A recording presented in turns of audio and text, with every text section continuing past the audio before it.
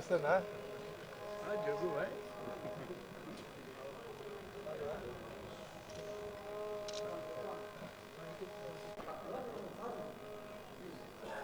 అన్న ఈ రూమ్లో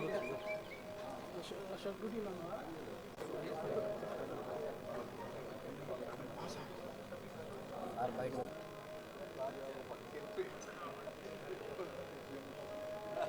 సార్ మీ అవతారం మీరు అడుగుచ్చాడు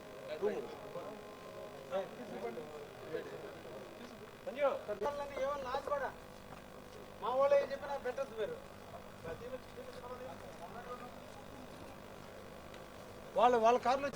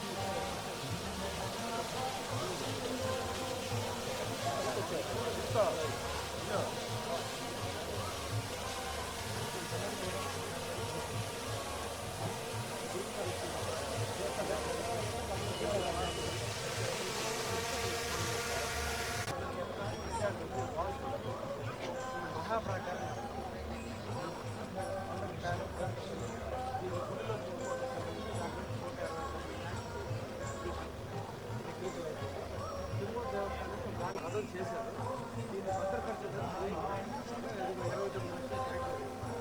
29 కోటి ఇదేం చేశారంటే బ్రిటిష్ వాళ్ళ టైంలో పవర్ఫుల్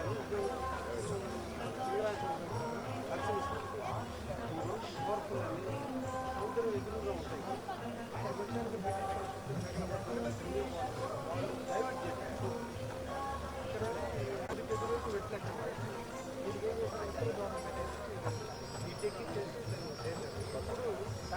మహాద్వారం మనిషి పోలేరు అది మహాద్వారం జోనాలు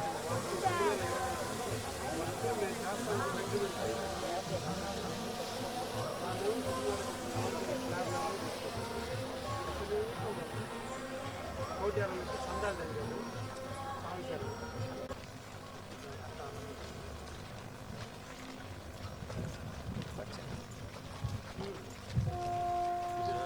ఒరిజినల్ ఫోన్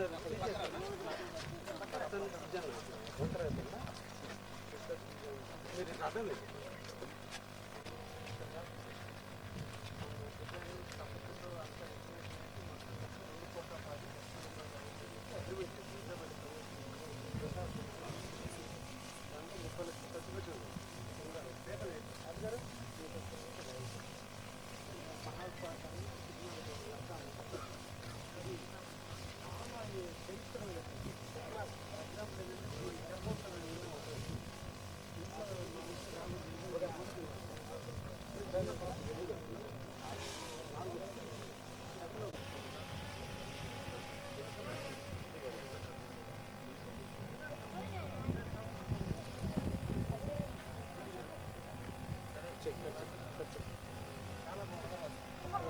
అయిపోతుంది వెళ్ళిపోతాం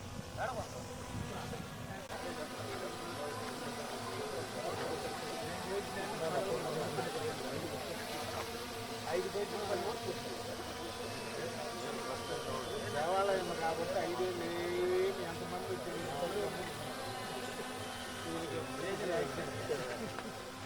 అప్పుడు వీళ్ళు ఈ టెంపుల్ ఎదురు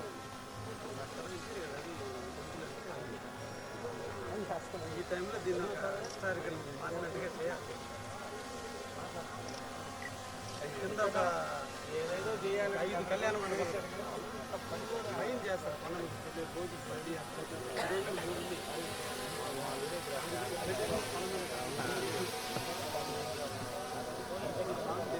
గిరి ప్రదర్శన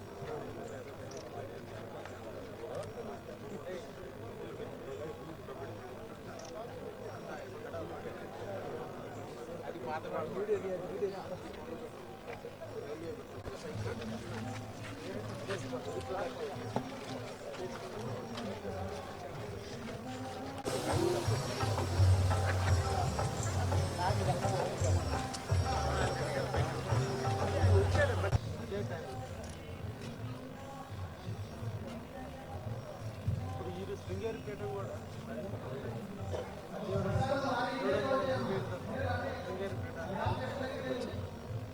పూరిలో జగన్నాథ టెంపుల్, ఇంకో ద్వారకాలో ఇంకో టెంపుల్, బద్రీనాథ్ ఆ నీళ్ళ మధ్యలో ఉంటుంది. అక్కడ చేసి 32వ సంవత్సరం ఆయన కైంకర్యం.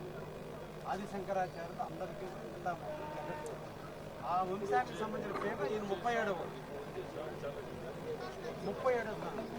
ఈయన 37 మంది పీఠాధిపతులు. ఆదిశంకరాచార్యులు జీవుడు. ఆయన నుంచి ఆయన పరంపరలో 37 మంది ఉన్నారు. 36 మంది బతుకున్నారు. ఇప్పుడు కూడా పీఠానికి బతుకున్నారు. ఒకరిని బ్రాహ్మణ్స్లో చూస్తారు. వాళ్ళ జాతకాలన్నీ మ్యాచ్, 8 జాతకాలు మ్యాచ్. ఒకటి మూలా నక్షత్రం, 2 సరస్వతి కటాక్షం ఉన్నటువంటి జాతకాలు చిన్నప్పుడు అడాప్ట్ చేసుకొని ఇంకా అక్కడి నుంచి వేదాలు అన్నీ నేర్పి వాళ్ళకి మొత్తం ఓన్లీ ఆధ్యాత్మిక నెక్స్ట్ పేట ఆయన పరమోదించిన తర్వాత ఈయన పేటది. ఈ లోపల ఈయన భిక్షాటన ఇవన్నీ పర్యటన చేయాలి.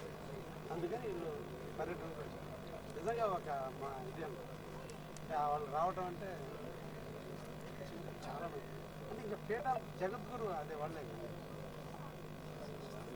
జగద్గురు అంటే ఆదిశంకరాచార్యులు. దాని నుంచి వచ్చిన పరంపరలే కదా ఇప్పుడు వచ్చిన అన్ని పీఠాలు కూడా. అసలు మొదటి పీఠ శారదా పీఠ. ఇక్కడ ఏంటంటే ఈయన పురాణాలు చెప్పేది ఏంటంటే ఆదిశంకరాచార్యుడు 16 ఏళ్ల వయసులో తపస్సు చేయడానికి వెళ్ళినప్పుడు కప్ప ఈనుతుంటే బిడ్డలు పుట్టిస్తుంటే పాము పడిగబెట్టి నీడనిచ్చింది. అంత అంటే రామాయణంలో రాముడు పుట్టుకి యాగం చేయాలంటే అశ్వమేధ యాగం, తర్వాత ఇష్టికామేష్ట యాగం చేయాలంటే ఋష్యశృంగుడని మా తపస్సు చేసిన వ్యక్తిని తీసుకొచ్చి ఆయన చేత తపస్సు చేపిస్తారు. శాంతనుడని వచ్చి అతను పూజ చేస్తే అతను పూజ వల్ల రాముడు పుట్టాడు. ఆ కాలంలో త్రేతాయుగంలో కూడా ఆ ఋష్యశృంగుడు తపస్సు చేసిన ప్రాంతం ఈ అందువల్ల దానికి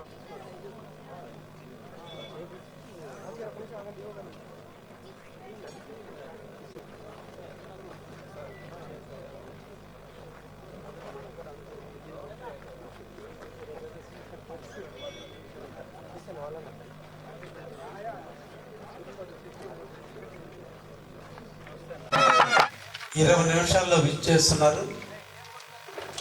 ఆధ్యాత్మికకు దైవ చింతనకు మారుపేరైనటువంటి మన ప్రసన్న వెంకటేశ్వర స్వామి ప్రాంగణంలో భక్తులందరూ కూడా ఆయన ప్రవచనాలు వినాలని, ఆయన ఆశీస్సులు తీసుకోవాలని అందరికీ కోరిక ఉంది.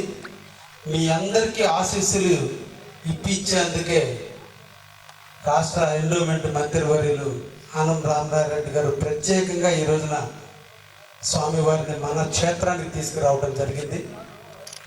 మీతో కలవాలని, మీతో పాటు పాలు పంచుకునేందుకు మన పార్లమెంటు వర్యులైనటువంటి వేమిరెడ్డి ప్రభాకర్ రెడ్డి గారు, మన కావలి నియోజకవర్గ నిరంతరం కార్యకర్తలకు అండగా ఉన్నటువంటి పేద రవిచంద్ర గారు అందరూ కూడా ఇక్కడ వచ్చేస్తున్నారు.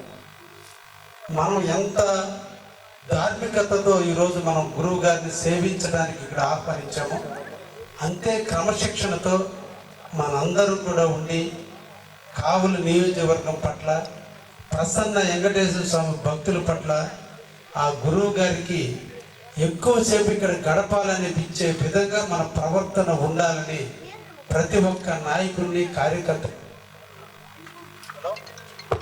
మేము మంత్రివర్యులు, ఎంపీ గారు, నేను, రవిచంద్ర గారు మేమందరం రోజు వచ్చాము. ఎన్నో పుణ్యఫలం మనకి ఈరోజు ఆ స్వామి వస్తున్నారు. మేము మిమ్మల్ని అందరినీ కోరుకునేది మా పక్కన ఉండాలని, ఫోటోల్లో కనిపించాలని మీరు తోపులాట చేస్తే ఇది ఆధ్యాత్మిక తత్వానికి అనుకూలంగా ఉండదు. అందుకని నాయకులు కానీ కార్యకర్తలు ఇక్కడ విచ్చేసిన భక్తులు అందరూ కూడా గ్యాలరీలో కూర్చోండి. గురువు గారిని మంత్రివర్యులు ఎంపీ గారు రవిచంద్ర గారు మేము పైకి తీసుకెళ్లి ఆయన దర్శనం చేపించి ఆయన చేత అక్కడ శంకులకి పూజ చేపించి ఈ కాంపౌండ్ వాల్, అదే విధంగా గాలి గోపురం, రథశాల భద్రపరుచుకున్నటువంటి ఒక గది నిర్మాణానికి సంబంధించిన నిధులకు సంబంధించినటువంటి శంకులను అక్కడ పూజ చేపించి గురువు గారిని కిందకి తీసుకొచ్చి ఇక్కడ వాటికి సంబంధించిన శిలాఫలకాన్ని ప్రారంభింపచేసి తర్వాత గురువు గారు స్టేజీ మీదకి వస్తారు. అందరూ కూడా వారు వచ్చినప్పుడు లేచి నిలబడి వాటిని ప్రణమిల్లి మన సాధారణంగా ఆహ్వానించండి. అందుకని గుడికి వెళ్ళే టైంలో దయించి అందరూ మాతో కానీ వస్తే అక్కడ డిస్టర్బెన్స్ గా ఉంటుంది. దయించి ఆయన చూపు చాలు మన మీద, ఆయన కళ్ళారా మనం చూస్తే చాలు మన జీవితం దక్కిపోతుంది. కాబట్టి అక్కడికి ఎక్కడికో తిరగాల్సిన అవసరం కాదు. రోజు మనం తిరిగే ప్రసన్న స్వామి ప్రాంతమే. కాబట్టి అందరూ కూడా కిందే ఉండండి అని చెప్పి ఇక్కడ ఉన్నటువంటి అందరినీ కూడా కోరుకుంటున్నా. ఈ ఒక్కదానికి మాతో సహకరించండి.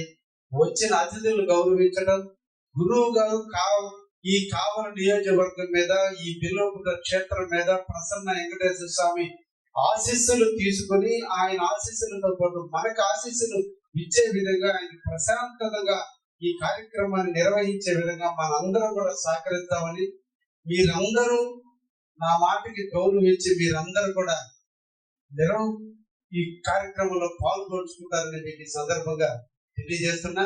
అందుకని కొండ మీద ఉన్నటువంటి మన వాలంటీర్లు, మన నాయకులు, భక్తులు అందరూ కూడా గ్యాలరీలోకి వచ్చి కూర్చోండి. ప్రశాంతంగా ప్రతి ఒక్కరికి ఆ దేవదేవునైనటువంటి మహాభారతి స్వామి వారి చేతుల మీదుగా ప్రసాదం ఇచ్చేటట్టుగా ప్రయత్నాలు కూడా మంత్రివర్యులు చేస్తున్నారు. ఆ ప్రశాంతత మనం ఆయన కలిగిస్తే, ఆయన ఈ క్షేత్రంలో ఎక్కువ టైం గడపగలిగితే ఆయన ఆశీస్సులు, ఆయన దీవెనలు, ఆయన యశస్సు అంతా కూడా మనకి అందుతుంది. దానికి మనందరూ పాత్రలు అవుదామని, ఎవరో ఒకరు ఇద్దరు చేసేటువంటి కార్యక్రమాలకు డిస్టర్బ్ కాకుండా ఈ ఒక్క కార్యక్రమం దిగ్విజయం చేయండి. అదే మనం వెంకటేశ్వర స్వామి మీద చూపించే ప్రేమ అని ఈ సందర్భంగా మీకు అందరినీ కోరుకుంటూ దయించి గ్యాలరీలో కూర్చోవలసిందిగా కోరుతున్నాను. Thank you. వందే వేదాంత తత్వజ్ఞం విధుశేఖర భారతీం. గురుర్బ్రహ్మా గురుర్విష్ణుః గురుర్దేవో మహేశ్వరః గురుః సాక్షాత్ పరం బ్రహ్మ తస్మై శ్రీ గురవే నమః. మాయా చిత్రపటఛన్నన జగుఖ్యోరుతే విసే విరావరణ విజ్ఞాన వస్త్రం తే కల్పయామ్యహం.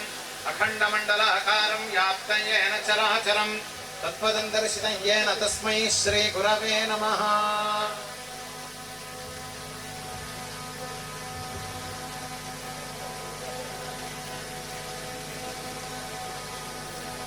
సార్ ఒకసారి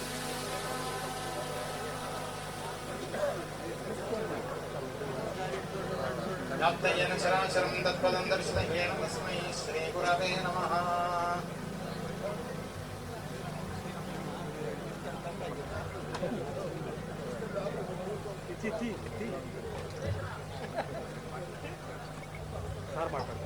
అద్భుతమైన పర్వదినం.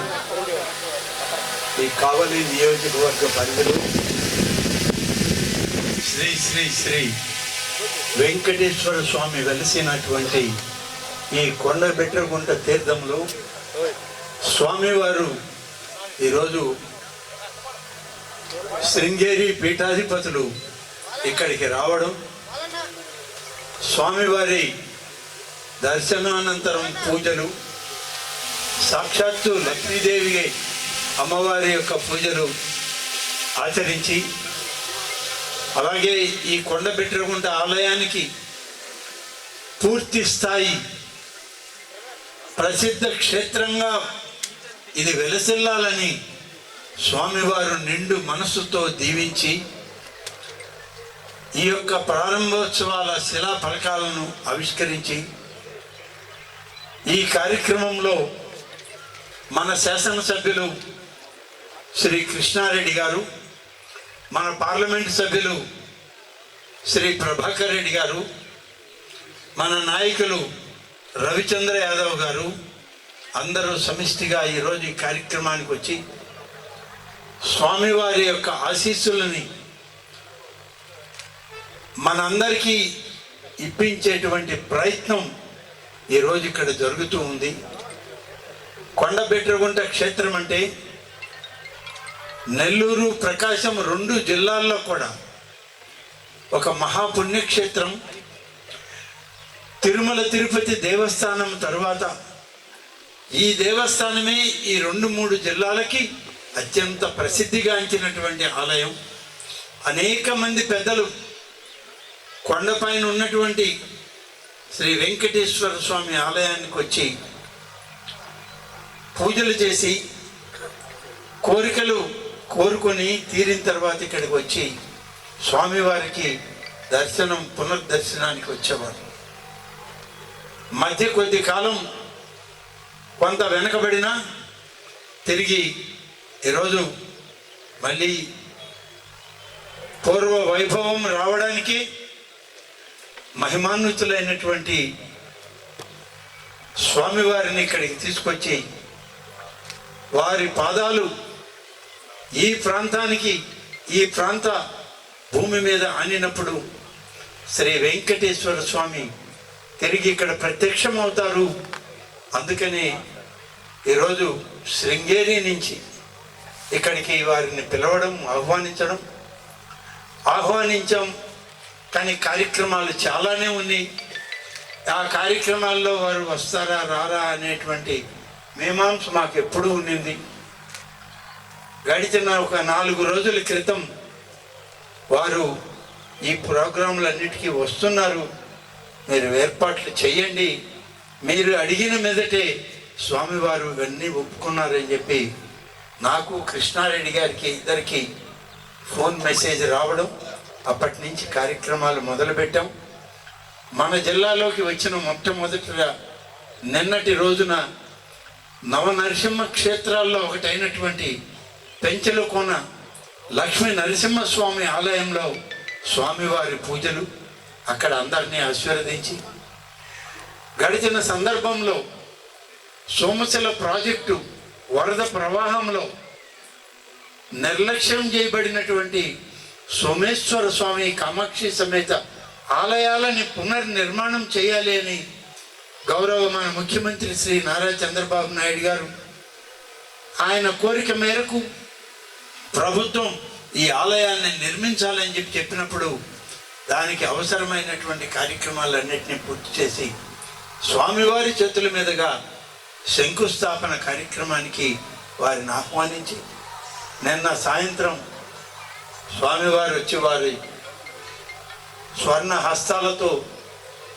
సోమేశ్వర స్వామి, కామాక్షి సమేత ఆలయాలకి పునర్వైభవం తీసుకురావడానికి వారు శంకుస్థాపన, పూజాది కార్యక్రమాలు చేశారు.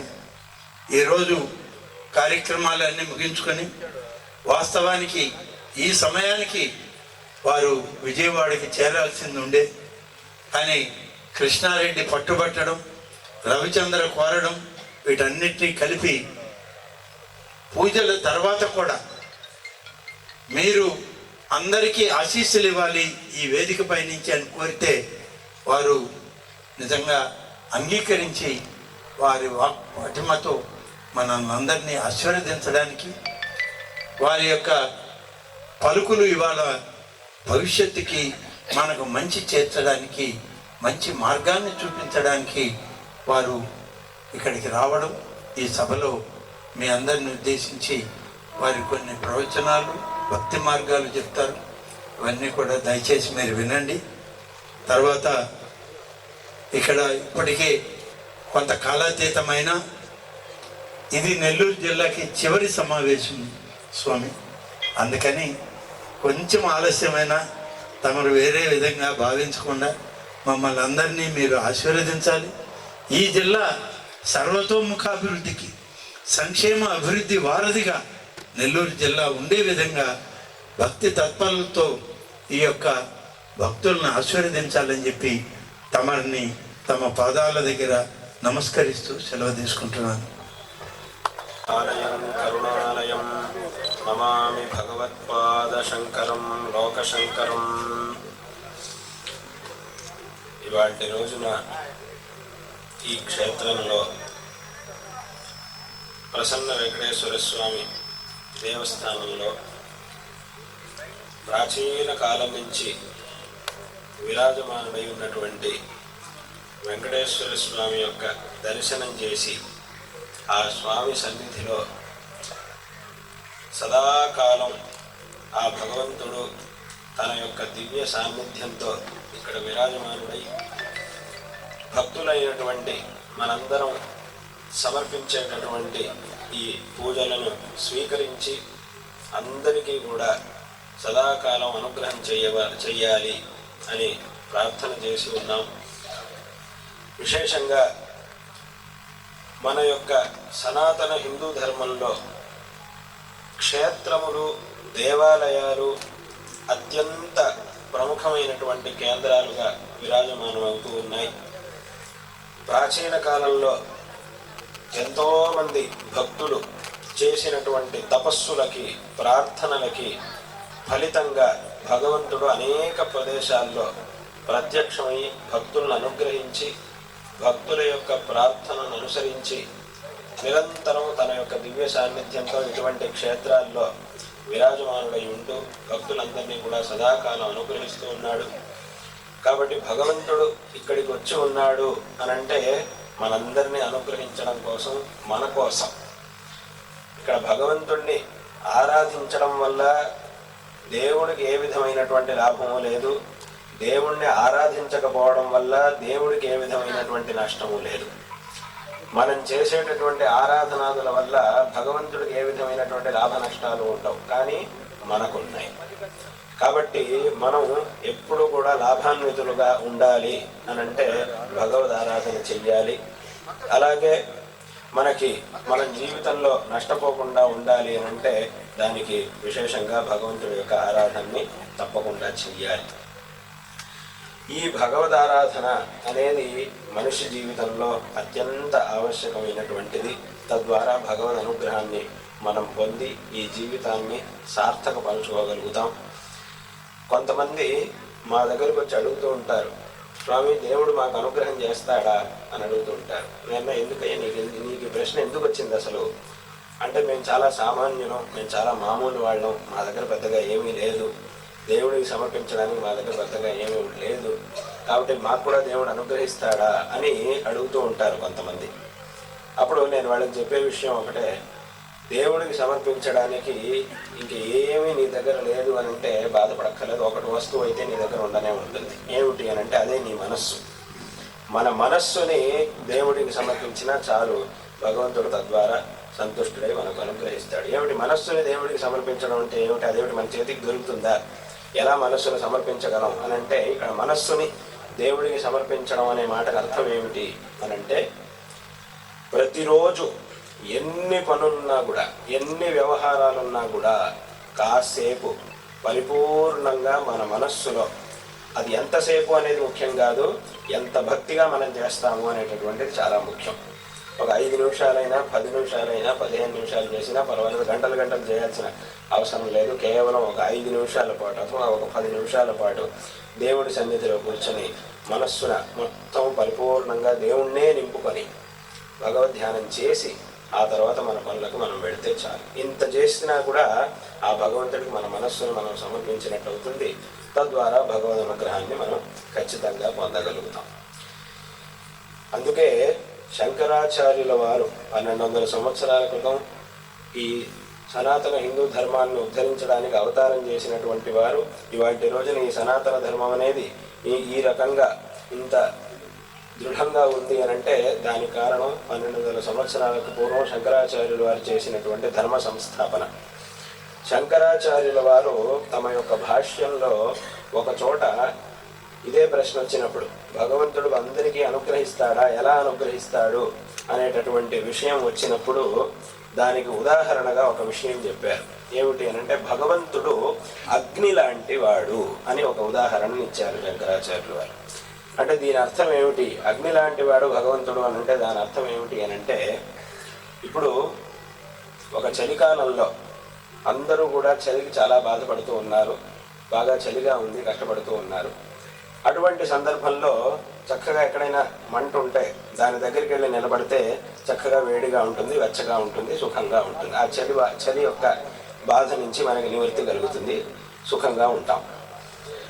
ఇప్పుడు ఒక చలికాలంలో బాగా చలిగా ఉన్నప్పుడు ఒక చోట చక్కగా మంట వెలుగుతూ ఉన్నది. చుట్టుపక్కల ఒక్కొక్క దిక్కులో ఒక్కొక్క మనిషి ఉన్నాడు. ఇటుపక్క ఒకడు ఉన్నాడు, ఆరు దిక్కులో ఒకడు ఉన్నాడు, ఒక్కొక్క దిక్కులో ఒక్కొక్కడు ఉన్నాడు. వీళ్ళందరూ చలికి బాగా ఇబ్బంది పడుతూ ఉన్నారు. అగ్ని అనేది ఒక చోట వెలుగుతూ ఉంది. అప్పుడు వీళ్ళందరూ ఏం చేయాలి అని అంటే, ఆ చలి నుంచి వాళ్ళకి నివృత్తి కలగాలి అని అంటే ఆ అగ్ని దగ్గరికి వెళ్ళాలి.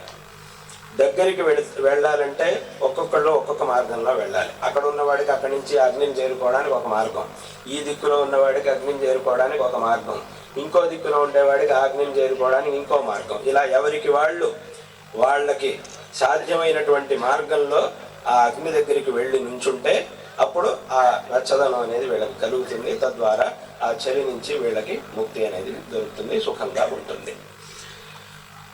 ఇలా ఒక్కొక్కళ్ళు ఒక్కొక్క మార్గంలో ఆ అగ్ని దగ్గరికి వచ్చినప్పుడు ఆ వచ్చినటువంటి మనుషుల్లో ఒక మహారాజు ఉంటాడు, ఒక మామూలు మనిషి ఉంటాడు, ఒక ధనవంతుడు ఉన్నాడు, ఒక పేదవాడు ఉన్నాడు, ఒక పండితుడు ఉన్నాడు, ఒక పామరుడు ఉన్నాడు. ఇలా అన్ని రకాల మనుషులు ఉన్నారు దాంట్లో.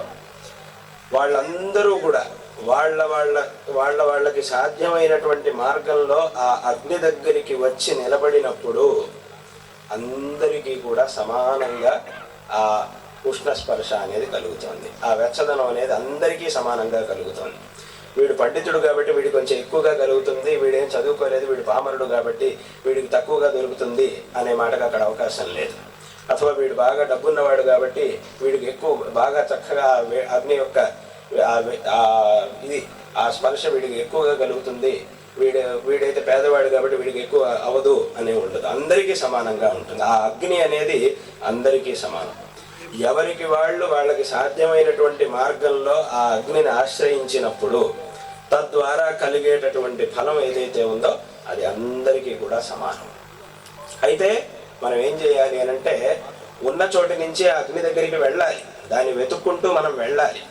వెళ్ళి దాని ముందుకెళ్ళి నిలబడితే అప్పుడు మనకి కావలసినటువంటి ఫలం, మనకి ఆ చలి నుంచి మనకు ఉపశమనం అనేది కలుగుతుంది. మనం కనుక వెళ్ళకపోతే, ఆ అగ్ని దగ్గరికి వెళ్లకుండా నేను ఇక్కడే ఉంటాను, నాకు చలి నుంచి ఉపశమనం మాత్రం కావాలి, నేను పెద్ద మహారాజుని అథవా నేను పెద్ద ధనవంతుడిని, నేను బాగా పెద్ద పండితుడిని, నా దగ్గర బోల్డంత అధికారం ఉంది కాబట్టి నేను ఇక్కడే ఉంటాను, నా చలి మాత్రం పోవాలి అని అంటే అది సాధ్యం కాదు. నువ్వెంత గొప్పవాడివైనా కూడా ఆ అగ్ని దగ్గరికి వెళితే గానీ చలి నుంచి ఉపశమనం అనేది మనకు కలగదు. వెళ్ళిన తర్వాత అది ఎవరైనా సరే ఖచ్చితంగా వాడికి ఉపశమనం అనేది కలుగుతుంది. వెళ్ళకపోతే ఎంత గొప్పవాడైనా వాడికి ఉపశమనం అనేది కలగదు. వెళితే మాత్రం ఎటువంటి వాడైనా సరే వాడికి ఉపశమనం అనేది కలుగుతుంది. అక్కడికి వెళ్ళిన తర్వాత మళ్ళీ ఇంకా ఆ అగ్ని అనేది వచ్చినటువంటి మనుషుల్లో భేదాన్ని చూడదు. కాబట్టి ఈ ఒక విషయాన్ని శంకరాచార్యుల వారు తమ యొక్క భాష్యంలో చెప్పారు. దీన్ని ఉదాహరణగా చెప్పారు. ఇక్కడ అగ్ని ఎందుకు ఇలా చేస్తోంది అని అంటే, అలా చేయడం అనేది అగ్ని యొక్క స్వభావం, అగ్నికి ఉన్నటువంటి స్వభావమే అది. అదే రకంగా భగవంతుడికి ఉన్నటువంటి స్వభావం కూడా ఇదే అని భగవంతుడికి ఉదాహరణగా ఈ అగ్ని గురించి చెప్పారు శంకరాచార్యులు వారు. కాబట్టి దేవుడు కూడా ఎటువంటి వాడు అనంటే, ఎవరైతే తనను ఆశ్రయిస్తారో వాడు ఎటువంటి వాడైనా సరే ఆశ్రయించిన తర్వాత వాడు ధనవంతుడా అథవా సామాన్యుడా, పండితుడా, పామరుడా అనేటటువంటి భేదాన్ని భగవంతుడు ఎప్పుడూ కూడా చూడడు. ఎవరైతే ఆశ్రయిస్తారో వాళ్ళందరికీ కూడా భగవంతుడు అనుగ్రహిస్తాడు. అయితే మనం భగవంతుడిని వెతుక్కుంటూ వెళ్ళాలి, ఆశ్రయించాలి. అది ఇందాక చెప్పినట్టుగా ఒక్కొక్క దిక్కులో ఉన్నటువంటి వాళ్ళు ఒక్కొక్క మార్గంలో వెళ్ళారు. ఎవరు ఏ మార్గంలో వెళ్ళినా అందరూ చివరికి వచ్చి చేరింది ఆ అగ్ని దగ్గరికి. అదే రకంగా దేవుణ్ణి ఆశ్రయించడానికి మన శాస్త్రాల్లో రకరకాల మార్గాల్ని చెప్పారు. ఎందుకంటే ఒకే మార్గాన్ని చెప్తే అది అందరికి అనుసరించడం అనేది సాధ్యం కాదు. ఇప్పుడు మనం ఏదైనా ఒక బడిలోకి వెళ్ళి చూస్తే అక్కడ ఒక్క క్లాస్ రూమ్లో ఉండేటటువంటి 40-50 మంది పిల్లలు ఉంటారు. వాళ్ళల్లోనే చాలా రకరకాల భేదాలు ఉంటాయి. ఒకళ్ళకి ఒకసారి చెప్తే అర్థం అవుతుంది, ఒకరికి 2 సార్లు చెప్తే కానీ అర్థం కాదు, ఒకరికి 10 సార్లు చెప్తే కానీ అర్థం కాదు. 40-50 మంది పిల్లలు ఉన్న చోటే ఒక్కొక్కళ్ళ బుద్ధి శక్తి ఒక్కో రకంగా ఉంటుంది. మరి అలా ఉన్నప్పుడు ఇన్ని 100 కోట్ల మంది జనాలు ఉన్నటువంటి ఈ ప్రపంచంలో అందరికీ ఒకే మార్గాన్ని చెప్పేసి దీన్నే అనుసరించాలి అని చెప్తే అది అందరి వల్ల సాధ్యం కాదు. కాబట్టి అనేక మార్గాల్ని మన శాస్త్రాల్లో చెప్పారు. అంటే ఏమిటి? ఒక హోమం చేయడం, విగ్రహాన్ని ఆరాధించడం, ధ్యానం చేయడం, మంత్రజపం చేయడం, క్షేత్రాల్ని సందర్శించడం, స్తోత్రాల్ని పఠించడం, పురాణాల్ని పఠించడం, ఇలా అనేక విధమైనటువంటి మార్గాల్ని భగవంతుడిని ఆశ్రయించడానికి శాస్త్రాల్లో చెప్పారు. ఇంకా ఈ ఏ మార్గాల్ని అనుసరించేంత శక్తి మాకు లేదు అని కనుక అనేటటువంటి పరిస్థితి కనుక ఎవరికైనా ఉంటే అటువంటి వాళ్ళ కోసం కూడా శాస్త్రాల్లో ఒక మార్గం చెప్పారు. ఇంకా ఏ మార్గాన్ని అనుసరించడం నీ వల్ల కాదు అని అంటే కానీ ఒక్కసారి ఆ దేవుడి యొక్క నామాన్ని ఉచ్చరించినా చాలు. ఇంకా ఏది నా వల్ల సాధ్యం కాదు అని అంటే ఒకసారి రామ అనో అథవా ఒకసారి శివ అనో, ఆ రామనామాన్నో శివనామాన్నో ఒక 10 సార్లు 20 సార్లు 108 సార్లు ఉచ్చరిస్తే చాలు. దీనికోసం ఒక 108 సార్లు రామనామాన్ని ఉచ్చరించాలి అథవా ఒక 108 సార్లు శివనామాన్ని ఉచ్చరించాలంటే దానికోసం ఏమి ఒక్క పైసా కూడా ఖర్చు పెట్టాల్సిన అవసరం లేదు. గంటలు సమయాన్ని దానికోసం వెచ్చించాల్సినటువంటి అవసరం లేదు. ఏదో బాగా చెమటలు వచ్చేంత బాగా కష్టపడాల్సినటువంటి అవసరము లేదు, ఏమీ లేదు. కేవలం 108 సార్లు, ఇంకేమీ సాధ్యం కాదంటే 108 సార్లు రామనామం ఉచ్చరిస్తే చాలయ్యా, తద్వారా నీకు భగవద్ అనుగ్రహం కలుగుతుంది అని శాస్త్రం చెప్తుంది. అంటే దేవుడి యొక్క అనుగ్రహం మనకి కలగడం కోసం శాస్త్రముల్లో మన యొక్క ఈ హిందూ ధర్మం ఈ ప్రపంచంలో ఉండేటటువంటి ప్రతి ఒక్క వ్యక్తికి భగవద్ అనుగ్రహం కలగాలి అనేటటువంటి ఉద్దేశ్యంతో ఈ ధర్మం అనేది ఇన్ని మార్గాలను ఏర్పరిచి మనకి ఈ చూపిస్తూ ఉన్నది. కాబట్టి ఈ మార్గాల్లో ఏ మార్గంలో మనకు సాధ్యమైనటువంటి ఏ మార్గాన్ని అనుసరించినా కూడా చివరికి మనం చేరుకునేది ఆ భగవంతుడి దగ్గరికే. తద్వారా ఆ భగవంతుడి దగ్గరికి చేరుకున్న తర్వాత ఇంకా ఆ భగవంతుడు ఎవరి విషయంలోనూ భేదాన్ని చూడడు, అందరికీ కూడా విశేషంగా అనుగ్రహం చేస్తాడు. కాబట్టి ఆ భగవద్ అనుగ్రహం అనేటటువంటిది జీవితంలో మనకి ఎంతో ఆవశ్యకమైనటువంటిది. అటువంటి మనల్ని అనుగ్రహించే ఆ భగవంతుడు ఉండేటటువంటి ఆ క్షేత్రాలను విశేషంగా సంరక్షించుకోవడం, ఆ క్షేత్రాల్ని విశేషంగా అభివృద్ధి పరుచుకోవడం అనేది మన యొక్క ఆద్య కర్తవ్యం.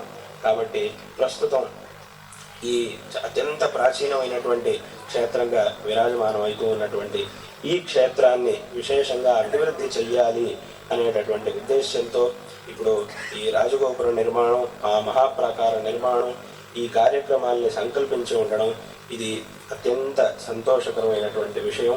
అందులోనూ మా యొక్క ఈ విజయయాత్ర సందర్భంలో జగద్గురు శ్రీ శంకర భగవత్పాదాచార్యుల వారు ఈ సనాతన హిందూ ధర్మం నిరంతరం ప్రచారంలో ఉండడం కోసం మన భారతదేశంలో 4 దిక్కుల్లోనూ 4 ఆమ్నాయ పీఠాన్ని స్థాపించారు. దక్షిణంలో శృంగేరి క్షేత్రంలో, అలాగే ద్వారకా క్షేత్రంలో, బదరీ క్షేత్రంలో, అలాగే పురీ క్షేత్రంలో, ఈ 4 క్షేత్రాల్లోనూ 4 ఆమ్నాయ పీఠాలను స్థాపించారు. అందులోనూ దక్షిణ దిక్కులో శృంగేరి క్షేత్రంలో, దీనికి శృంగేరి అనేటటువంటి పేరు ఎందుకు వచ్చింది అని అంటే దీని అసలు పేరు ఏమిటి అంటే ఋష్యశృంగగిరి అని దీని పేరు. ఋష్యశృంగగిరి అనేదాన్నే చిన్నగా ఇప్పుడు పలుకుతూ శృంగగిరి అదే దాన్ని శృంగేరి అని ఇప్పుడు మనం పలుకుతూ ఉన్నాం. ఋష్యశృంగగిరి అని అంటే ఋష్యశృంగ మహర్షి, ఆ ఋష్యశృంగ మహర్షి అక్కడ తపస్సు చేశారు కాబట్టి దానికి ఋష్యశృంగగిరి అనేటటువంటి పేరు వచ్చింది. ఋష్యశృంగ మహర్షి అంటే ఎవరు? ఋష్యశృంగ మహర్షి యొక్క పరిచయం అందరికీ కావాలంటే ఒక విషయం చెప్తే చాలా అందరికీ తెలిసిపోతుంది. ఏమిటి అని అంటే చాలామంది వినుంటారు, రామాయణం విన్నవాళ్ళు చాలామంది ఉన్నారు. రామాయణంలో దశరథ మహారాజుకి చాలా సంవత్సరాల పాటు సంతానం కలగలేదు. అప్పుడు దశరథ మహారాజు పుత్రకామేష్టి యాగం చేశాడు. ఆ తర్వాత శ్రీరామచంద్రుడు దశరథ మహారాజుకి పుత్రుడుగా, మహావిష్ణువు దశరథ మహారాజుకి పుత్రుడుగా జన్మించాడు అనేటటువంటి విషయం అందరికీ తెలుసు. అయితే దానికంటే ముందు దశరథ మహారాజు ఎంతకాలమైనా తనకి సంతానం కలగట్లేదు అని చాలా చింతిస్తూ ఉన్నప్పుడు దేవతలు ఒక సూచనను చేస్తారు. ఏమిటి అని అంటే నీకు సంతానం కలగడానికి ఉన్నటువంటి ప్రతిబంధకం తొలగిపోయి నీకు చక్కటి సంతానం కలగాలి అని అంటే నువ్వు పుత్రకామేష్టి యాగం చెయ్యాలి. అందులోనూ ఆ పుత్రకామేష్టి యాగాన్ని ఋష్యశృంగ మహర్షుల వారి చేత చేయించాలి. వారు వచ్చి నీ చేత ఈ పుత్రకామేష్టి యాగం చేయిస్తే అప్పుడు నీకు సంతానం కలుగుతుంది అని దేవతలు సూచన చేశారు. అంటే ఆ ఋష్యశృంగ మహర్షి యొక్క మహిమ అటువంటిది. ఆయన అంత తపస్సంపన్నుడు కాబట్టి అటువంటి ఆ మహర్షి వచ్చి చేయిస్తే తప్ప నీకున్నటువంటి ప్రతిబంధకం తొలగదు అని దేవతలు సూచించినప్పుడు అప్పుడు దశరథ మహారాజు ఇక్కడి నుంచి శృంగేరి నుంచి ఋష్యశృంగ మహర్షుల వారిని అక్కడికి అయోధ్యకు ఆహ్వానిస్తే అప్పుడు ఆయన అక్కడికి వెళ్ళి పుత్రకామేష్టి యాగం చేయించిన తర్వాత ఆ తర్వాత శ్రీరామ అవతారం అదంతా కూడా ఉన్నదన్నమాట. కాబట్టి ఆ రామాయణంలో వచ్చేటటువంటి కథాభాగం ఇది. కాబట్టి అటువంటి ఈ క్షేత్రంలో శారదా అమ్మవారిని ప్రతిష్టాపన చేసి ఈ దక్షిణాంనాయ శృంగేరి శారదా పీఠాన్ని శంకరాచార్యులు వారు స్థాపించారు. ఈ పీఠాన్ని స్థాపించి ఈ పీఠంలో ఒక జగద్గురు పరంపరను ఏర్పరిచి ఈ పరంపరలో వచ్చేటటువంటి జగద్గురువులు ఏమేం చెయ్యాలి, ఏ విధంగా ధర్మ ప్రచారం చెయ్యాలి అనేటటువంటి విషయాలన్నిటినీ కూడా శంకరాచార్యులు వారు ఉపదేశించి ఈ ఏర్పాటును చేశారు. ఇటువంటి ఈ పీఠ పరంపరలో ఉన్నటువంటి యతులందరూ కూడా జగద్గురువులందరూ కూడా ఆయా సందర్భాల్లో ఈ రకంగా యాత్రలను చేయడం అనేటటువంటిది పరంపరగా వచ్చింది. కాబట్టి అదే రకంగా ఈ సందర్భంలో మేము ఈ ఆంధ్రదేశ యాత్రను సంకల్పించాము. అదే సందర్భంలో విశేషంగా మా ప్రీతిపాత్రులైనటువంటి వారు ఆనం రామనారాయణ రెడ్డి గారు ఈ ఆంధ్రప్రదేశ్ దేవాదాయ శాఖ మంత్రిగా ఉండి ఆయన విశేషంగా ఈ సందర్భంలో మేము ఇక్కడికి రావాలి, ఈ దేవస్థానం దర్శించాలి, ఇక్కడ ఈ శిలాన్యాసం శంకుస్థాపన కార్యక్రమాన్ని చెయ్యాలి అని ఆయన విశేషంగా ప్రార్థించి ఉన్నారు. తద్వారా ఆయన యొక్క ఆ విశేషమైనటువంటి ప్రార్థన మాకు అత్యంత సంతోషాన్ని కలిగించింది. అత్యంత భక్తిపూర్ణమైనటువంటి ఆయన యొక్క ప్రార్థన మాకు అత్యంత సంతోషాన్ని కలిగించింది. అదే రకంగా ఆయన ప్రార్థించారు. అదే రకంగా ఇక్కడ శాసనసభ్యులైనటువంటి వెంకటకృష్ణారెడ్డి గారు, ప్రభాకర్ రెడ్డి గారు, ఇక్కడ ఎంపీ గారు అందరి యొక్క సమష్టి ప్రార్థన, అందరూ కూడా విశేషంగా ప్రార్థన చేసి ఈ సందర్భంలో ఇక్కడికి రావాలి అని అన్నారు. తద్వారా మీ అందరి యొక్క ప్రార్థన మాకు అత్యంత సంతోషాన్ని కలిగించింది. తద్వారా ఇవాటి రోజున ఇక్కడికి వచ్చాం. ఇక్కడ దేవస్థానంలో శంకుస్థాపనని చేశాం. భగవత్ సన్నిధిలో ఈ కార్యములన్నీ కూడా ఏ విధమైనటువంటి ఆటంకములు లేకుండా అత్యంత శీఘ్రంగా అత్యంత ఉత్తమమైనటువంటి రీతిలో ఈ కార్యక్రమాలన్నీ కూడా జరగాలి అని భగవత్ సన్నిధిలో ప్రార్థించాం. ఖచ్చితంగా ఆ భగవంతుడి యొక్క అనుగ్రహంతో ఈ కార్యాలన్నీ కూడా అత్యంత శీఘ్రంగా అత్యంత త్వరితంగా పూర్తయి ఈ ముందు భవిష్యత్తులో పునః ఈ యొక్క క్షేత్రం అత్యంత వైభవాన్ని పొందుతుంది అనేటటువంటి విషయంలో ఏమాత్రం సందేహం లేదు. ఈ కార్యాలన్నీ కూడా నిర్విఘ్నంగా జరుగుగా కానీ ఈ సందర్భంలో నారాయణ స్మరణ పూర్వకంగా ఆశీర్వాదాలను తెలియజేస్తూ ఉన్నాం. అందరూ కూడా భక్తులందరూ కూడా ఈ ఒక పవిత్రమైనటువంటి కార్యక్రమంలో తమ వంతు సేవను విశేషంగా అందించాలి. ఇటువంటి ఈ కార్యక్రమంలో అందరూ కూడా పాల్గొనాలి. ఎందుకంటే ఇది మన క్షేత్రం. ఇందాక ఆరంభంలో చెప్పినట్టుగా ఆ భగవంతుడు మనల్ని అనుగ్రహించడానికి ఇటువంటి క్షేత్రాల్లో విరాజమానుడై ఉన్నాడు. కాబట్టి అందరికీ కూడా నేను అన్ని చోట్ల చెప్తూ ఉంటాను, అందరికీ కూడా ఒక ఆత్మాభిమానం, ఒక స్వాభిమానం అనేది ఉండాలి. విశేషంగా ఇది మన క్షేత్రం, ఇది మన ధర్మం, మనల్ని అనుగ్రహించేటటువంటి భగవంతుడు. కాబట్టి దీనికి మన ద్వారా ఏం సాధ్యం అవుతుందో తప్పకుండా ఆ సేవలు మనం భగవంతుడికి చెయ్యాలి అనేటటువంటి సంకల్పం ప్రతి ఒక్క మనిషికి ఉండాలి, ప్రతి భక్తుడికి ఉండాలి. కాబట్టి విశేషంగా అందరూ కూడా ఈ ఒక పవిత్రమైనటువంటి కార్యక్రమంలో పాల్గొని భగవంతుడి యొక్క అనుగ్రహానికి పాత్రుడు కావాలి అనేటటువంటి విషయాన్ని కూడా ఈ సందర్భంలో తెలియజేస్తూ అందరికీ కూడా ఈ సందర్భంలో నారాయణ స్మరణ పూర్వకంగా ఆశీర్వాదాలను తెలియజేస్తూ ఉన్నాం. ఆ పనులన్నీ కూడా తొందరగా జరిగి ఈ ప్రాంతం ఆ భగవద్ అనుగ్రహంతో ఎప్పుడూ కూడా చక్కగా సుభిక్షంగా ఉంటూ ఇక్కడ ఉండేటటువంటి ఆస్తికులందరూ కూడా సదాకాలం క్షేమంగా ఉండాలి అని మా యొక్క ఆశీర్వాదాలను తెలియజేస్తూ ఉన్నాం. విశేషంగా ఈ దేవస్థానం నిర్మాణ కార్యానికి కూడా మేము ఈ సందర్భంలో ఈ శృంగేరి శారదా పీఠం నుంచి ఈ శారదా ప్రసాదాన్ని విశేషంగా ఈ క్షేత్రం కోసమై దీనికి శారదా ప్రసాద రూపంగా ఈ 1,00,000 రూపాయలు ఈ ధనాన్ని మీకు ప్రసాదిస్తూ ఉన్నాం. ఈ ధనాన్ని మీ దగ్గర ఈ ధనాన్ని ఉంచుకొని ఆ అమ్మవారి యొక్క సంపత్తు తప్పకుండా అది అక్షయ నిధిగా మీ దగ్గర ఉండి ఈ పనులన్నిటిని కూడా చక్కగా చేయిస్తుంది అని కూడా చెబుతూ మరొక మారు అందరికీ కూడా ఆశీర్వాదాలను తెలియజేస్తూ ఈ భాషణాన్ని ఇక్కడికి ముగిస్తూ ఉన్నాం. హర నమః పార్వతీపతయే హర హర మహాదేవ. జగద్గురు శంకరాచార్య స్వామి వారికి, శృంగేరి జగద్గురు శ్రీ శ్రీ భారతీ తీర్థ మహాస్వామి వారికి, శృంగేరి జగద్గురు శ్రీ శ్రీ విధుశేఖర భారతీ మహాస్వామి వారికి,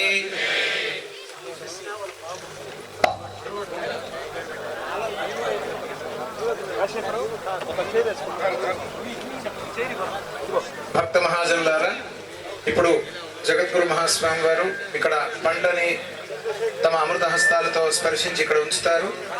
గురువు గారు ఇక్కడ నుంచి నిర్గమించిన తర్వాత అర్చక స్వామి వారు అందరికీ ఈ ప్రసాదాన్ని అందజేస్తారు. అందరూ వరుసగా వచ్చి ఈ ప్రసాదాన్ని స్వీకరించాలి.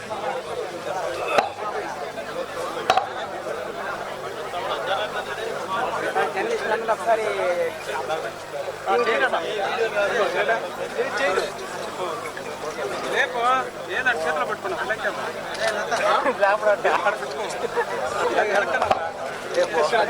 ఒకసారి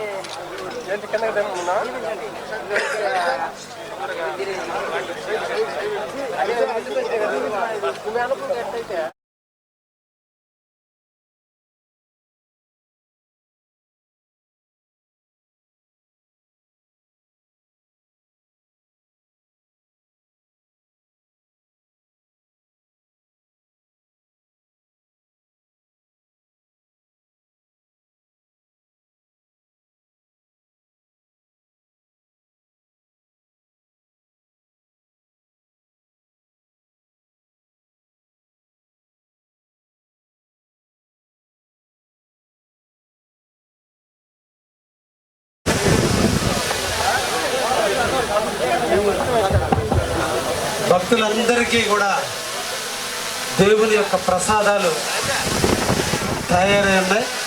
అందరూ కూడా ప్రసాదాలను స్వీకరించాలి. అందరూ ప్రసాదాలు తీసుకుని దయించి క్షేమంగా ఇంటికి వెళ్ళండి అని చెప్పి సందర్భంగా పేరు పేరున అందరినీ కూడా కోరుకుంటున్నా. ఈరోజు మన కావలి నియోజకవర్గం పులకించింది. దేవుని సన్నిధిలో మహాముని ఈ రోజున శ్రీ శ్రీ శ్రీ మహాభారతి స్వామి వారి ఆశీస్సులు మన నియోజకవర్గానికి నిండుగా ఉంటాయని కూడా కోరుకుంటూ అందరూ కూడా దేవుని ప్రసాదాలు స్వీకరించవలసిందిగా కోరుతున్నాం. అందరు ప్రసాదాలు